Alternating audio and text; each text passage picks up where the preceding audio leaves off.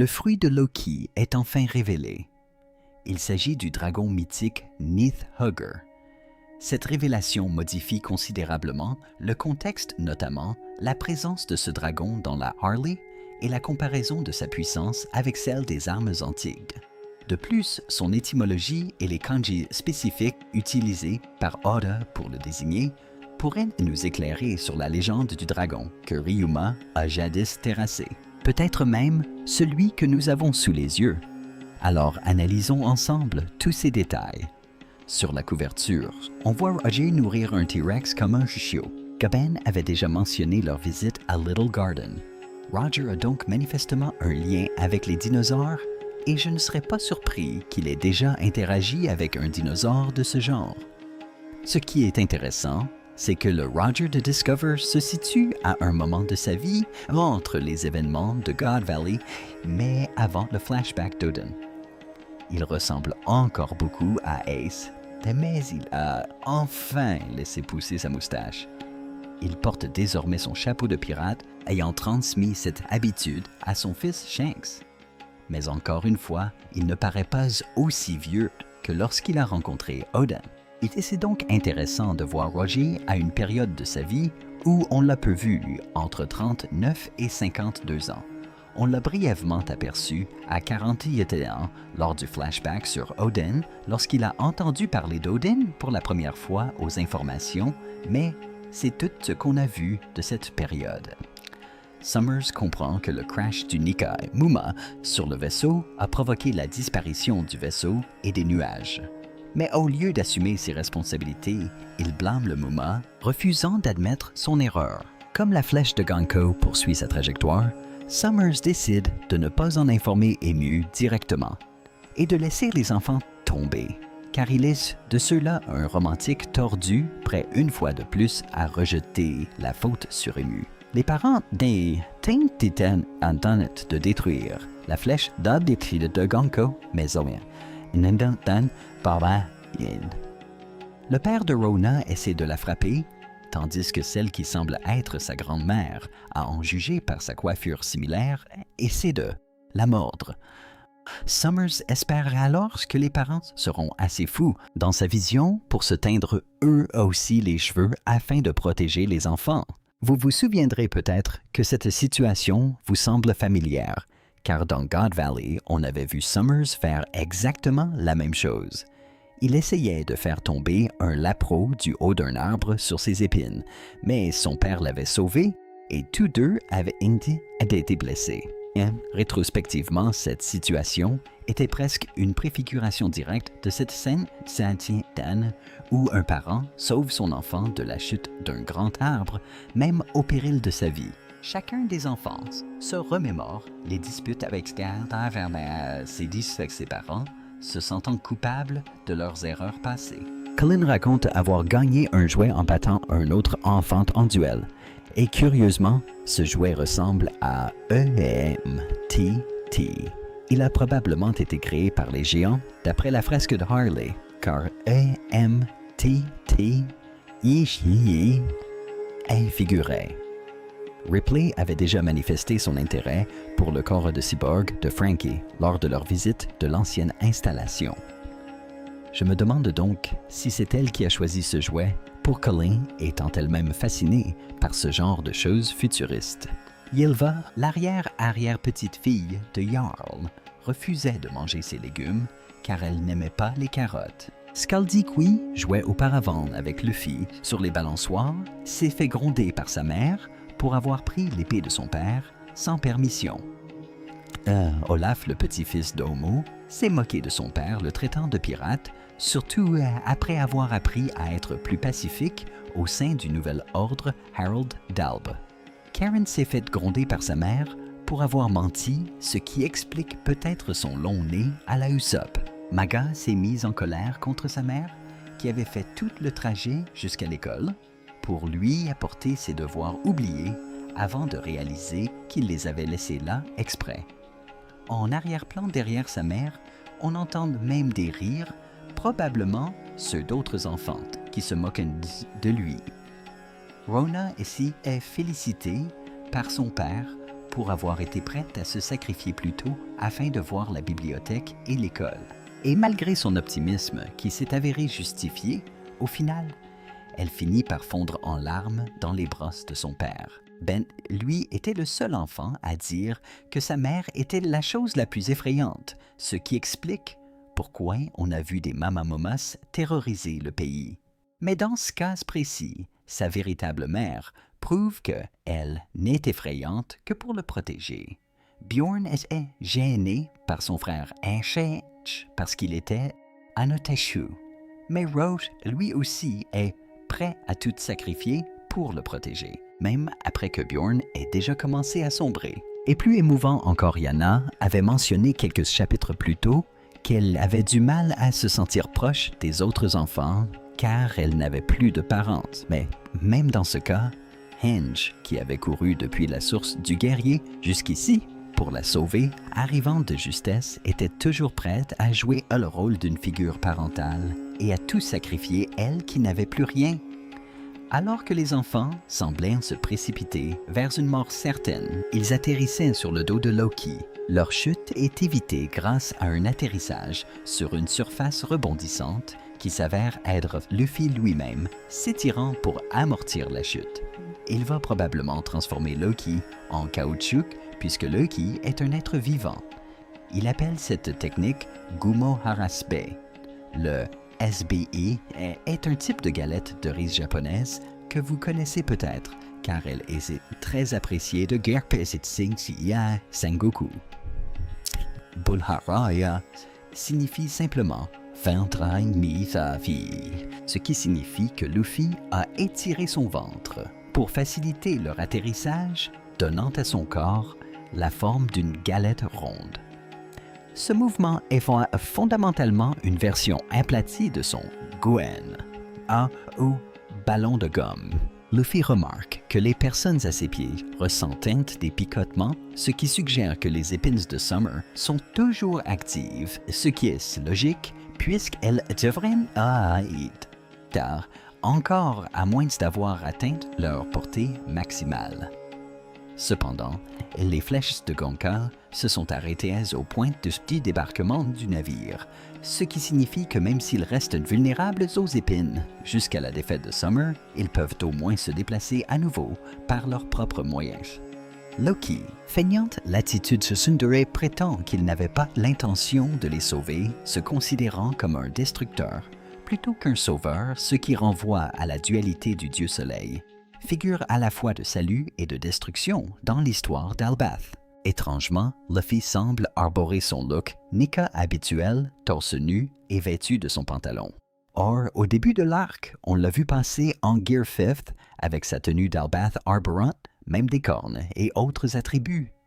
Il semblerait donc qu'il soit revenu à sa forme originale, pour des raisons marketing sans doute. Bien que Luffy soit représenté torse nu dans l'une des premières cases, Loki plus tard est habillé. Je me demande donc si Oda ne fait pas preuve de cohérence. Au moment où Loki s'élève dans les airs, la neige et le tonnerre se mettent soudain à tomber sur l'île. Nous avons déjà établi que Loki, allié à Ragnar, maîtrise deux pouvoirs, la foudre et le givre. Nous avons vu la foudre frapper l'arbre d'Adam et Harold, et le givre lorsqu'il l'a utilisé récemment contre le Draugr. Cela permet également de comprendre que la neige qui entourait le château d'Aros le jour de la mort d'Harald était aussi l'œuvre de Loki. La question demeure quelle part de ses pouvoirs relève de Loki et quelle part de ceux de Ragnar. Sans plus attendre, examinons cela. Oui, Loki est bien un dragon. Et à première vue, il semble être le Nith, le dragon mythique de la mythologie nordique. Dans la mythologie, et notamment à travers les momies Oda, a inscrit le nom du Nith Hugger, avec le kanji signifiant « dragon de foudre ». On a également vu la momie cracher des éclairs. Cet élément est unique à One Piece car le Nith Hugger de la mythologie nordique ne possède pas un tel pouvoir à ma connaissance. Cependant, Oda a voulu établir ce fait à travers la momie afin de nous préparer au pouvoir de Loki, capable de manier la foudre dévastatrice. ce dragon ressemble davantage à un dragon de la mythologie occidentale, ce qui est si cohérent avec son inspiration nordique, contrairement au long dragon oriental dont Kaido est inspiré. Bien que l'on puisse les appeler tous deux des dragons, il s'agit techniquement de créatures différentes, issues de mythologies distinctes. Loki semble posséder de grandes îles, ce qui explique l'étrange silhouette aperçue à Anwist, mais il semble aussi avoir 4 pattes, damnèche justifiant sa posture quadrupède également observée au château. Son visage a une forme légèrement plus canine, ce qui explique l'aspect hybride et difforme de sa silhouette. Ses 2 cornes bandées comprises sont toujours présentes, bien qu'une partie de son casque semble avoir fusionné avec sa tête. Curieusement, comme dans le château, ses yeux brillent d'une aura dont l'effet est visuellement similaire à celui de Dweir Avery.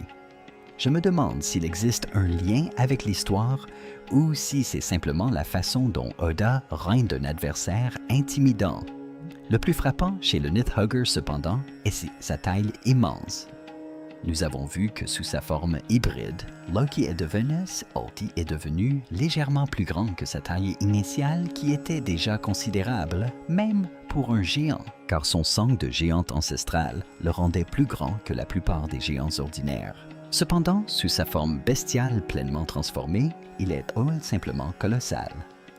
Luffy peut sembler bien petit face à lui, aux côtés d'un Ragnar enthousiaste. Mais n'oubliez pas que Luffy peut atteindre une taille gigantesque grâce au Gear 5th, tandis que Ragnar est illétal, car immense sa taille étant proche de celle de Loki sous sa forme normale. Et si l'on considère l'immensité de Luffy géant à côté de Kaido, on peut se faire une idée de la taille de ce dragon. Bien sûr, la taille de Luffy en géant peut varier considérablement, mais Loki ne se contente pas de dominer le Muma-Hogger visible en bas à droite. Comparez-le aussi au Draugr, projeté à gauche. Vous vous souvenez de ce même type de Draugr il y a quelques chapitres à peine qui dominaient les montagnes gigantesques et que le minuscule Loki avait figé, bien que je sache qu'Oda n'est pas toujours très cohérent avec les grandes tailles. Ce Nidhugger semble véritablement colossal et mérite donc amplement de prétendre au titre d'être le plus puissant de ce monde. Cependant, connaissant Oda, je serais tenté de dire qu'il joue sur les mots et que le véritable être le plus puissant de ce monde pourrait bien être nos parents, prêts à tout pour nous protéger.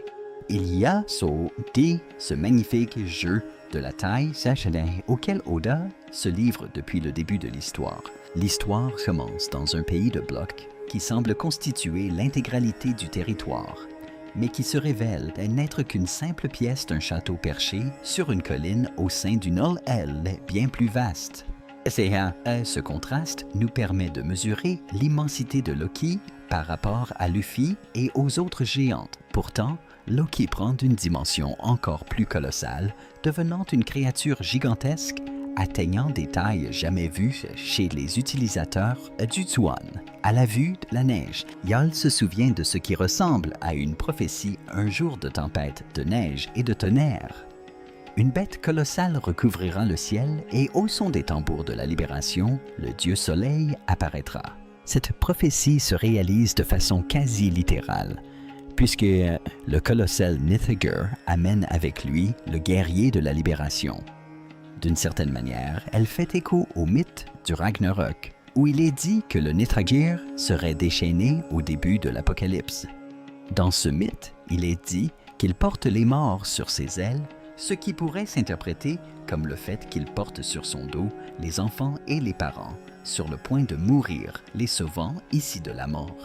Ce qui est intéressant dans cette prophétie, cependant, c'est que nous avons déjà eu des aperçus vagues du retour d'un guerrier de la libération, mais cette prédiction semble former une combinaison trop précise pour être une simple coïncidence. Ceux qui ont jadis associé ce lien improbable à Harley croyaient-ils maintenant lié simplement que les utilisateurs des 2 fruits combattraient côte à côte?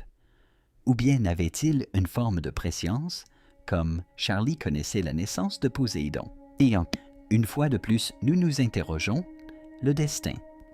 est-il prédestiné ou sommes-nous à nos propres artisans? Quoi qu'il en soit, revenons à Harley, car cela change bien des choses. Principalement, je pense qu'à ce stade, nous pouvons fortement avancer l'idée que le dragon figurant au centre de la Harley était très probablement le Nidhugger comme nous l'avions pressenti à l'époque en parlant du fruit de Loki. Bien que cela soit intéressant, comme je l'ai mentionné précédemment, le géant antique représenté sur la fresque pourrait aussi représenter Loki. Il se peut cependant qu'il symbolise simplement les géants antiques ou ceux qui partagent de leur sang. Certains ont même suggéré que l'écureuil à côté ne soit pas un vison, mais plutôt une représentation de Ragnir, bien que cela reste sujet à débat. Bien que je pense toujours que l'arbre central pourrait représenter l'arbre solaire. Ève potentiellement source des fruits du démon, il pourrait tout aussi bien s'agir de l'arbre d'Adam ou simplement représenter les deux arbres colossaux. Quoi qu'il en soit, l'image du dragon descendant au-dessus de l'arbre est tout à fait fasciche appropriée. On pourrait même avancer que le tonnerre émanant du vaisseau voisin pourrait être directement provoqué par le Nidhogger. Cependant, je crois toujours qu'il symbolise Uranus frappant le sol de ses éclairs. D'autant plus que de l'éclair jaillit une immense vague, le Nord, représentant l'engloutissement du monde. Bien que nous nous soyons récemment demandé si le roi figurant en haut de l'image n'était pas un émeu, mais plutôt Davy Jones. Si je repense à l'histoire des dragons dans One Piece, je me demande si le précédent utilisateur de ce fruit ne serait pas celui que Ryuma a tué au-dessus de la capitale de Wano plutôt que l'utilisateur du fruit de Kaido. Vu son importance, il se pourrait que ce soit durant le siècle oublié, et notamment pour avoir été confiné dans le château d'Orura afin de garantir que le fruit ne soit utilisé que par une personne digne. Cela me fait aussi m'interroger sur le lien avec l'adoration que les dragons célestes vouent aux dragons.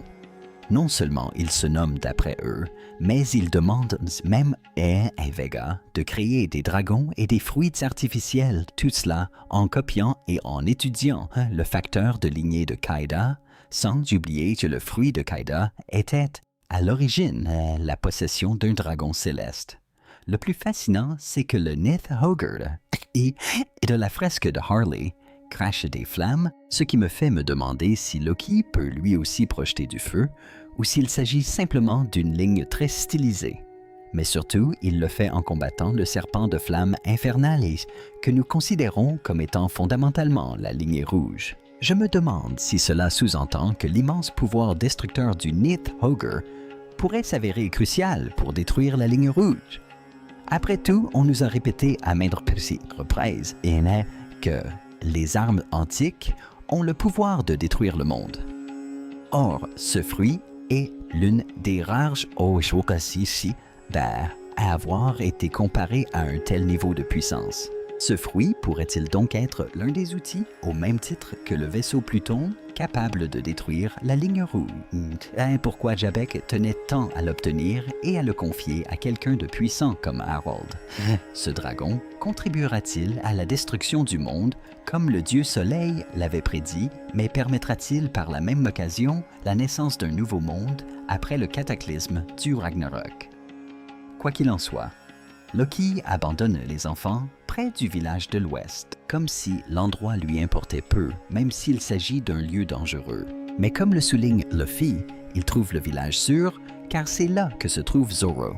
Et il sait à quel point Zoro est non seulement fiable, mais aussi soucieux de protéger les enfants, comme on l'a vu avec Tama par exemple. Curieusement, alors que Luffy, devenu géant, porte toujours son gilet, son chapeau lui semble avoir conservé une taille normale, apparaissant comme un minuscule chapeau en haut de son dos. Summers revient pour achever les parents à l'aide de ce qu'il appelle un Tarinso Panche. Tarinso signifie tir multiples, désignant un canon capable de tirer plusieurs projectiles. Ibarar est un jeu de mots entre Ibaras, épine comme son fruit, et Esh Launcher, prononcé Rancha, en japonais comme un canon. Le jeu de mots fonctionne au Japon, car R et AL partagent les mêmes fans. si on l'observe outre les têtes, qui ressemblaient à des serpents, on remarque que les épines qui entourent Ned Summers formaient une sorte de trône où il peut s'asseoir confortablement pour tirer sur ses adversaires. Zoro n'est pas le seul à intervenir Luffy aussi, lançant une attaque qu'il appelle le fusil Dawn Thor. Bien sûr, il s'agit d'une combinaison de ses attaques en Gear 5th Dawn, dont le kanji signifie blink, tandis que Rifel et Yae est son attaque en spirale typique, dont le kanji signifie et Boya Bele Yarite Iviesh, comme ses autres attaques au fusil. Par ailleurs, on retrouve ici l'élément Thor, dont le kanji signifie éclair. Dianesh en raison de l'éclair inclus dans l'attaque. Le plus intéressant, c'est que ce n'est pas la première fois que Luffy utilise une attaque de type Thor. Son attaque finale, avant le film Strong World, était le Guno Giganto Thor Axe, une version de la Hatch Guno, en Gear 3rd, chargée par une tempête. Bien que le film soit canon, il a été écrit par Oda. C'est donc génial de le voir réutiliser cette attaque, surtout dans un contexte comme Albath, où la mention de Thor est parfaitement appropriée. Ce n'est d'ailleurs pas la première fois qu'elle apparaît dans l'histoire originale, puisque Luffy a déjà utilisé le Gumugun no Thor Elephant Gun contre Shinjao lors du combat contre Karita. On peut même apprécier le mouvement de rotation de l'attaque dans la façon dont Oda la dessine. Le poing est représenté avec de multiples cercles pour simuler cet effet. Cela suffit à dissiper les épines qui, comme nous l'avons vu précédemment, sont également vulnérables à fer. Et Ripley peut enfin observer Luffy sous sa forme, Nika, ce qui, si vous vous souvenez bien, avait été préparé dès sa première apparition lorsqu'elle avait demandé à Luffy pourquoi il n'apparaissait pas sous sa forme étendue de Bountifer, puisqu'il était apparu dans ses vêtements d'Albid. Curieusement, Summers considère Nika comme une simple superstition enfantine. Je me demande donc si ce sentiment est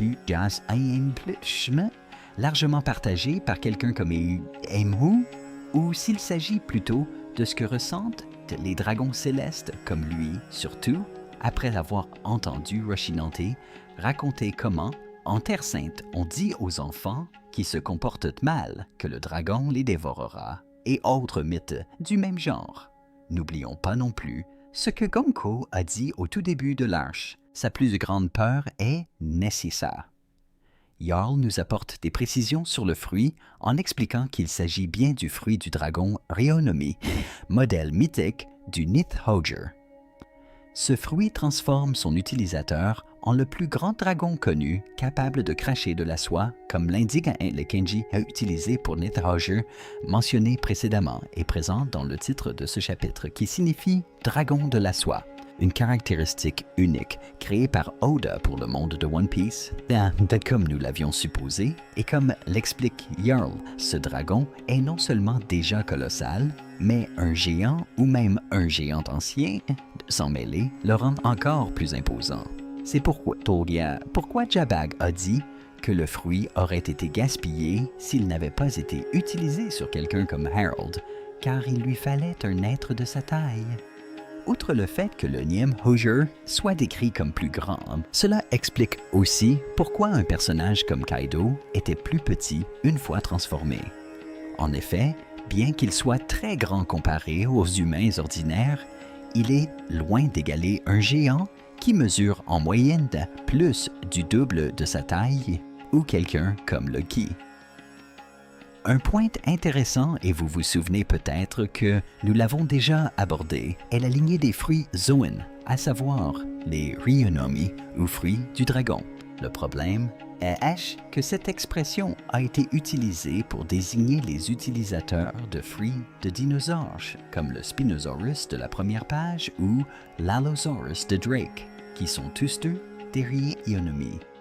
Cela s'explique par le fait qu'en japonais, les dinosaures sont appelés Kuryu, ce qui signifie littéralement « dragons si effrayants ». Historiquement, lors de la découverte des premiers fossiles de dinosaures, les civilisations orientales les ont pris pour des dragons, car c'était la seule explication possible à leurs yeux. Ainsi, l'animologie a été conservée, mais Oda l'a intégrée à One Piece, car c'est ainsi que l'on appelle les dinosaures japonais. Quoi qu'il en soit, concernant le fruit de Kaida, il a tenté de le distinguer en y faisant un unomi, ou fruit du poisson, en référence au mythe de la carpe se transformant en dragon dans la culture japonaise. Mais on a ensuite vu le fruit de Killing Gamsky également être un Ryorion. Et bien que le Kirin soit souvent associé à une ressemblance avec une girafe ou un cerf, il possède lui aussi une mythologie liée au dragon. On observe le même phénomène avec le fruit de Loki. J'imagine donc que dans l'univers de One Piece, l'idée que le dragon et le dinosaure partagent la même signification linguistique s'applique également à ce cas. Il est intéressant de noter que Oda distingue généralement les dragons dans One Piece en utilisant deux kanji différents pour Ryu. Le premier qui ressemble à ceci est historiquement utilisé pour désigner les dragons orientaux. Les Kaido apprécient les dragons longachais, plus serpentins et sans ailes. En revanche, le second kanji est une homme de Aizé pour les dragons occidentaux, plus proches des lézards et dotés d'ailes. Dans le cas des dragons comme ceux de Punk Hazard, Oda utilisait le kanji pour dragon occidental. Mais pour le fruit de Kaid, par exemple, il employait souvent l'autre kanji. Ainsi, le Niemkalin utilise le kanji pour dragon occidental. Plus tard encore, Eijiro y fait référence en prononçant Doragon avec une pointe d'anglais. Curieusement, bien qu'il soit difficile de dire s'il s'agissait d'une erreur dans Thriller Bark, et lorsque Hogba parlait de Ayu Ma terrassant un dragon, il utilisait le kanji pour dragon occidental. Lorsque Gimaru expliqua à nouveau ce mythe Azur dans le chapitre 937, le kanji pour dragon occidental fut de nouveau employé. Et comme vous l'aurez sans doute remarqué, le nom de Ryuma contient qui signifie Dan et dragon, mais il est transcrit phonétiquement en katakana plutôt qu'en kanji. Il est intéressant de noter que Jarl décrit un mythe du folklore d'Alb, où figure l'existence d'un dieu de la guerre. Ce dieu est appelé Ikusagami, ce qui signifie littéralement « dieu de la guerre ». Il est important de rappeler que Al-Albi vénère plusieurs divinités en plus du dieu soleil. Aliebo a été mentionné dans Little Garden que Albeuf semble être une divinité à part entière dans la religion de l'île au-delà du simple nom. Dorian Raji s'adressait à Albaf comme s'il s'agissait d'un nom propre lorsqu'il parlait de leur dieu. Oda a depuis lors développé cet aspect, peut-être en se concentrant davantage sur le culte de Na, une fois ce concept plus abouti. Selon la légende citant Yarë, maniant une arme nommée Ragnar, d'un chien dont les kanji signifiaient de fer, et se transformant en un dragon géant, il se serait opposé au dieu soleil. Bien que décrite comme une légende, il semblerait qu'une partie de ce mythe soit inspirée de la réalité. On parle d'un géant d'antagne qui maniait Ragnant et qui a amenacé en Anfi 10 Ateta et Ates, probablement le premier utilisateur du fruit du démon de l'étreinte du nid à Antanas. Après sa mort, le fruit fut scellé au château d'Horus pour les siècles à venir. L'existence de fruits du démon à cette époque et pas aucun nous permet de supposer que cela se passait durant l'apparition du second Na durant les siècles du vide. Mais le plus étrange, c'est que ce dieu de la guerre combattait non pas aux côtés du dieu soleil, mais contre lui, alors même que les symboles de guerre sont représentés dans les cerfs japonais. Cela signifie que ce personnage se trouvait dans le camp adverse de Nika et des forces du clan D. C'est peut-être même la raison pour laquelle Emu reconnaît le Nidhagir plus tard, car Emu est le précédent utilisateur du Nidhagir, Anik en Tilmensch, peut-être combattu côte à côte autrefois. Mais il est assez étrange d'entendre parler de quelqu'un qui n'était pas humain et qui a combattu le dieu soleil, car la plupart des races de cet Indien sont détachées en unis au Aucklandais. Cela dit, Jarl poursuit en disant que son confident le plus fidèle était l'écureuil de glace Ratatoskr, ce qui signifie que jusqu'à ce jour, son serviteur Ratatus a été transféré dans son arme où il attend toujours le retour de son maître. Du moins, c'est ce que raconte la légende.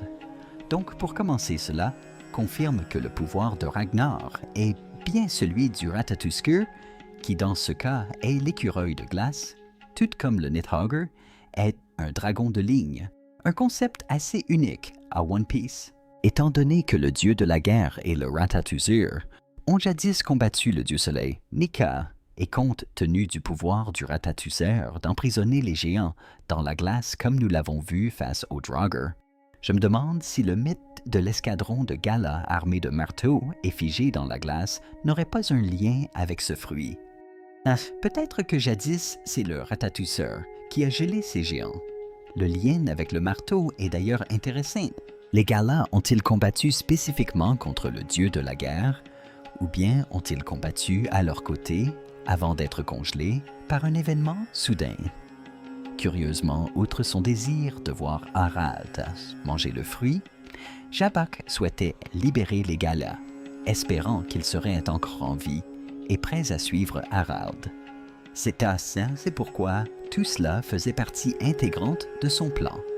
On peut donc se demander si les Galas ont réellement combattu aux côtés du premier utilisateur du fruit, ou si cela était simplement dû au fait que Harald était roi d'Albt. Plus intéressant encore, il était aussi qu'autrefois, le Ratatoskr était une entité distincte du marteau avant d'être transféré sur le Ragnar. Cela expliquerait pourquoi Ragnar porte le kanji signifiant « fer foudroyant ».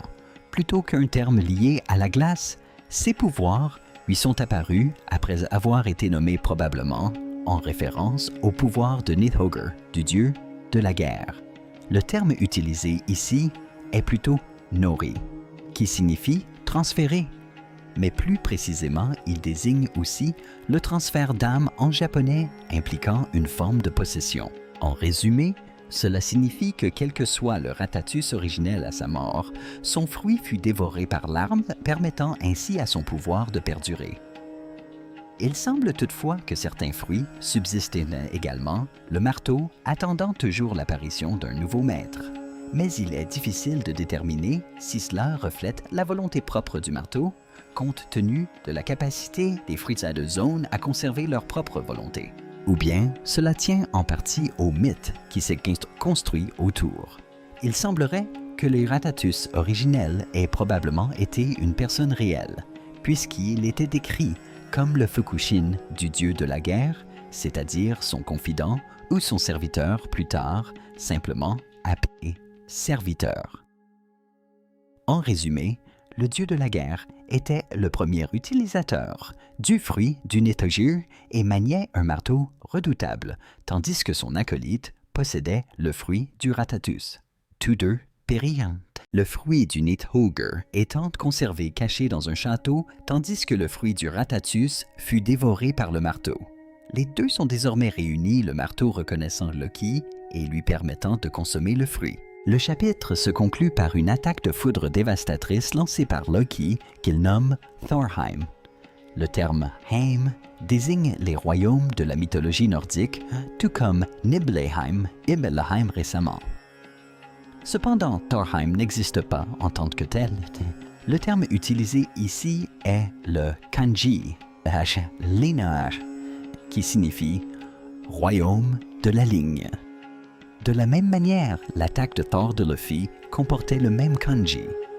Ainsi, tout comme Nibelheim était l'attaque d'un monde de glace, Thorheim est censé être un royaume où tout n'est que foudre pure.